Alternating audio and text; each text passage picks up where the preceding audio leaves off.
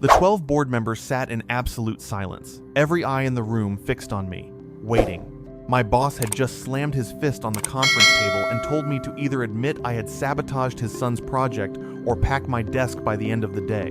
22 years of building bridges, literally, had led to this moment. I looked around slowly, then reached into my jacket pocket and set my phone face up on the table. Before anyone could say another word, I said, "I want everyone to hear something first. Let me back up. My name isn't important here. What matters is that I spent 8 years in the Army Corps of Engineers before stepping into the private sector. I learned early that in construction, especially infrastructure, there is no such thing as close enough. A bolt is either torqued to spec or it isn't. A weld either passes ultrasonic testing or it gets redone. You don't negotiate with physics. You don't cut corners on a bridge that 40,000 cars cross every day." I joined Hartwell Infrastructure Solutions 17 years ago as a field engineer. I knew how to read soil reports, how to manage subcontractors, how to spot a falsified inspection report from 3 pages away. I worked my way up to senior project director, overseeing the technical execution of every major contract we held. I wasn't management in the student and handshake sense. I was the person who actually understood what was being built and why it had to be built correctly. The company was founded by a man named Gerald Hartwell, who had built it over 30 years into one of the most respected regional infrastructure firms in the Mid-Atlantic. Gerald was old school. He believed in quality, in reputation, in the idea that the best marketing a company could ever do was a bridge that stood for 100 years without a single problem. I respected him enormously. We didn't always agree, but I never doubted he cared about doing things right. The problem arrived about 2 years ago in the form of Gerald's son, Marcus. Marcus was 31, had an MBA from a school I won't name, and had spent the previous 4 years at a consulting firm where, as far as I could tell, he learned how to make PowerPoint slides that used the word synergy without any shame. He had never managed a construction project. He had never read a geotechnical report. He had never stood on a job site at 5 in the morning trying to figure out why a concrete pour went wrong overnight. Gerald brought him in as Executive Vice President of Operations, placing him directly above me. I told myself to give him a chance. People can learn. Some of the best engineers I've known came from unexpected backgrounds. I set up orientation meetings, walked him through our active projects, explained our quality control processes. Marcus was polite at first, engaged, asking questions. I thought maybe this could work. Then we won the Crestfield Connector contract, a design-build project for the state DOT. A 1.4-mile elevated highway interchange connecting 2 major corridors outside the city. The contract value was $340 million.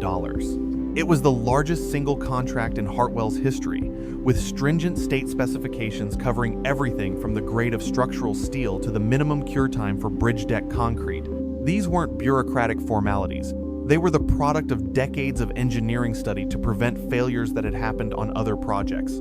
Gerald assigned Marcus to lead the project from the executive level. I was assigned as technical director, responsible for specifications, compliance, and quality assurance. On paper, it was a split responsibility that worked fine as long as both parties operated in good faith. Marcus did not.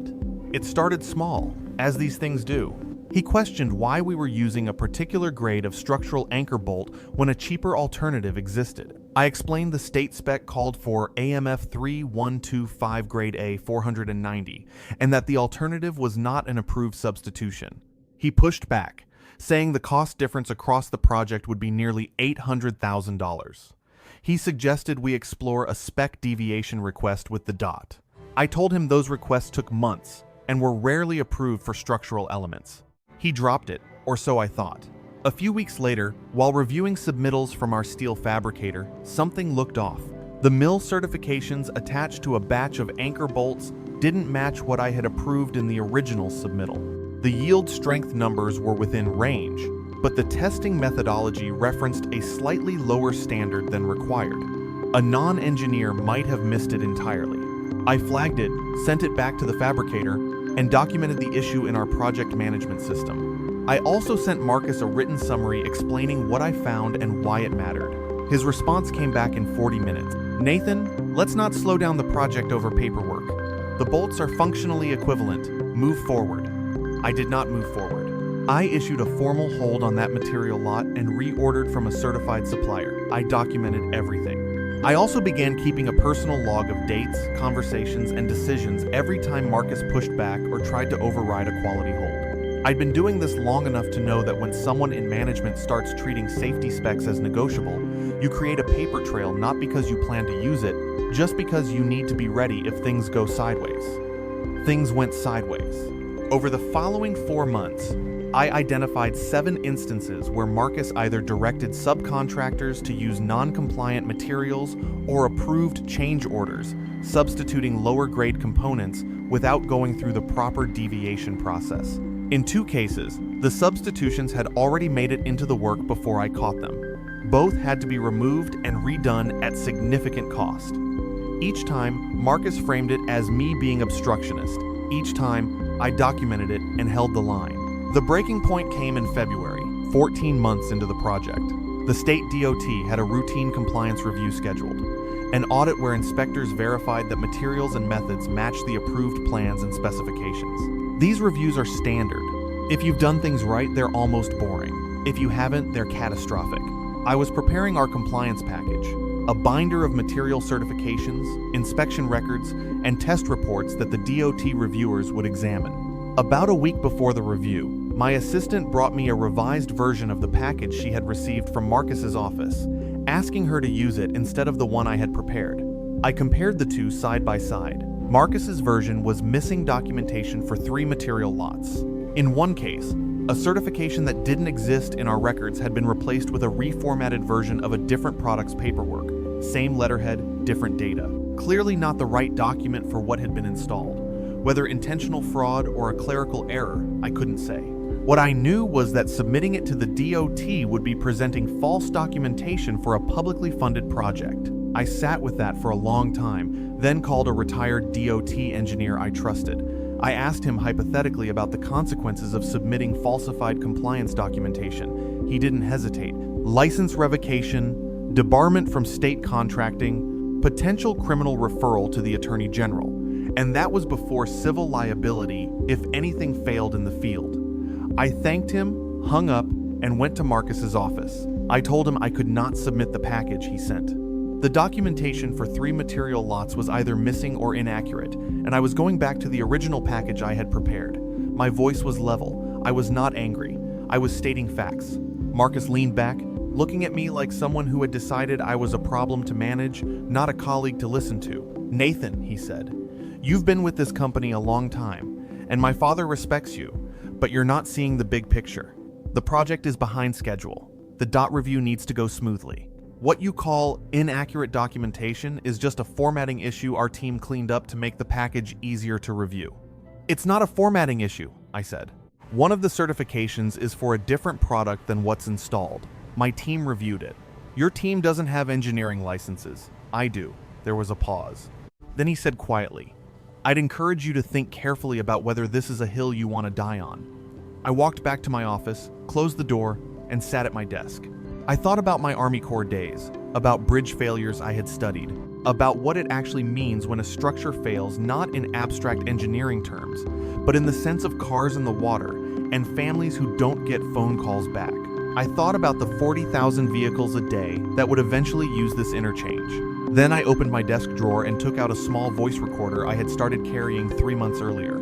After Marcus's comments about anchor bolts, things felt less like disagreements and more like a pattern. I recorded our conversation that afternoon clearly. Both voices, full context, nothing ambiguous. From that point, I also BCC'd my personal email on every written communication related to compliance issues.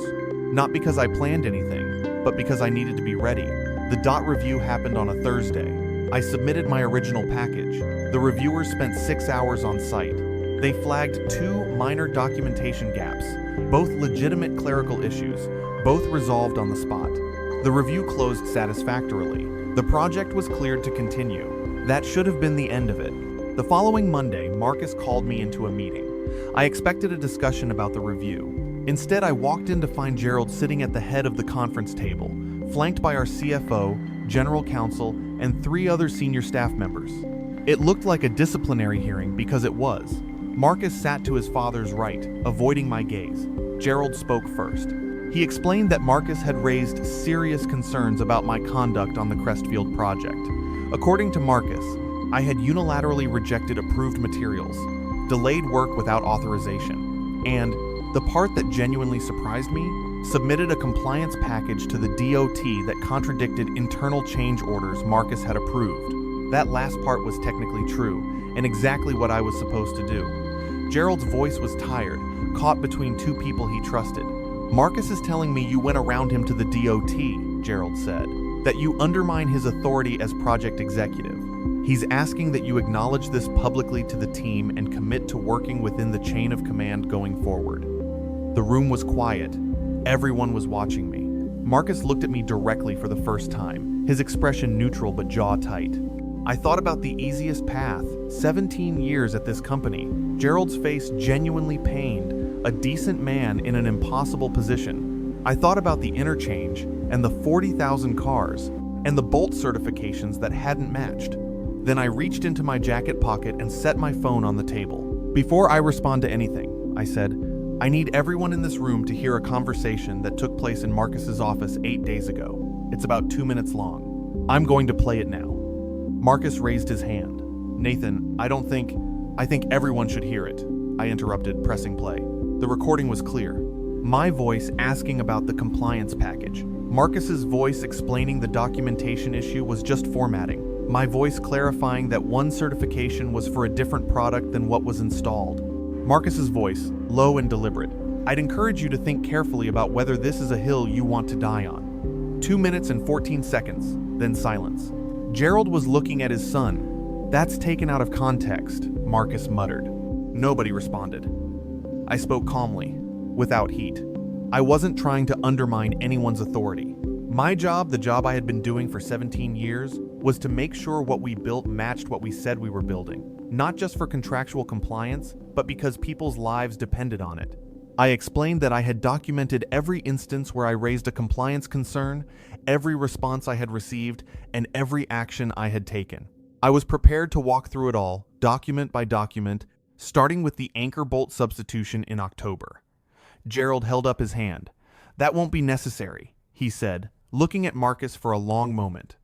Marcus looked at the table. Gerald finally said, I think we need to adjourn this meeting. What happened over the following 3 weeks occurred mostly in rooms I wasn't in. I continued my work on the project. I was not disciplined. I was not asked to apologize. Marcus resigned 6 weeks later. The official statement was that he was pursuing other opportunities. The day after Marcus left, Gerald called me into his office. He sat across from me in silence for a long time, then finally said, the project needs to finish right. I said it would. He nodded, and that was the end of the conversation. The internal audit that followed Marcus's departure identified 9 separate procurement irregularities on the Crestfield project. 3 involved materials already installed, which had to be removed. The total remediation cost was just over $2.1 million, taken from the project's contingency reserve and partially from Hartwell's margin. The CFO was not happy, but allowing non-compliant materials to stay in an interchange that would carry traffic for the next 75 years was never actually an alternative. The state DOT was notified of the irregularities as required by our contract. They conducted their own review. After remediation, the final installed work was fully compliant. The project was not terminated. Our license remained intact, though we were flagged for enhanced oversight on future state contracts, meaning additional auditing costs on every project for the next 3 years. One of the procurement irregularities was referred to the State Attorney General's office. I don't know the full details of what followed because it wasn't my process to manage. What I do know is that a supplier who had provided falsified mill certifications, not the formatting cleanup version Marcus had called it, but an actual substitution, entered into a consent agreement with the state and paid a substantial fine. Their principals were barred from state contracting for 5 years. Whether Marcus knew the certifications were falsified or genuinely believed his team had performed administrative cleanup, I can't say. I have my own view, but I won't put it in writing. The conversation I recorded is the only version of events I need to stand behind. The Crestfield connector opened to traffic 19 months later, 2 months behind schedule. It came in $4.3 million over budget, mostly due to remediation work. Gerald stood at the ribbon cutting, shaking hands with the DOT commissioner, smiling for the photos. I was there too, toward the back of the crowd.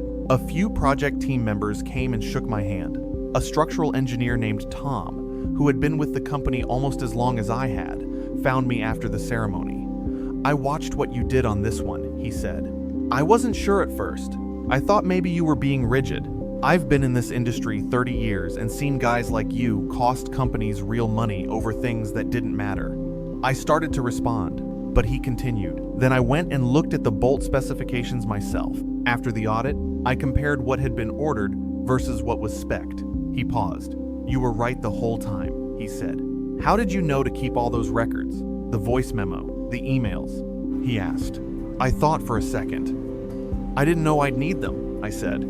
"I just knew that if I ever did, I wouldn't have a second chance to create them." He nodded slowly, the way people do when something confirms what they already suspected. I've thought a lot about what I would say to someone in the position I was in, watching someone with authority push decisions that felt wrong, trying to decide whether to push back or let it go. I don't have a clean answer. I know what worked for me. I documented everything in real time, without editorializing. I raised my concerns in writing, clearly and specifically, every time. I did my job to the standard my license required, regardless of what I was told above that standard. I didn't go looking for a confrontation. But when the confrontation came, in that conference room with 12 people watching and a demand that I apologize for doing my job correctly, I had what I needed. The recording wasn't revenge. It wasn't a trap or a weapon I had been waiting to use. It was documentation. The same as the material certifications, the inspection records, and every log entry I had made for 8 months. The only difference was that it had voices on it instead of numbers. I still work at Hartwell. Gerald and I have a different kind of relationship now. Quieter, more formal, but I think more honest. He knows what I did and why. I think he also knows what would have happened if I hadn't. The interchange is standing. The bolts are the right bolts.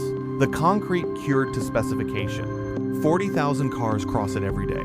That's the only outcome I was ever working toward.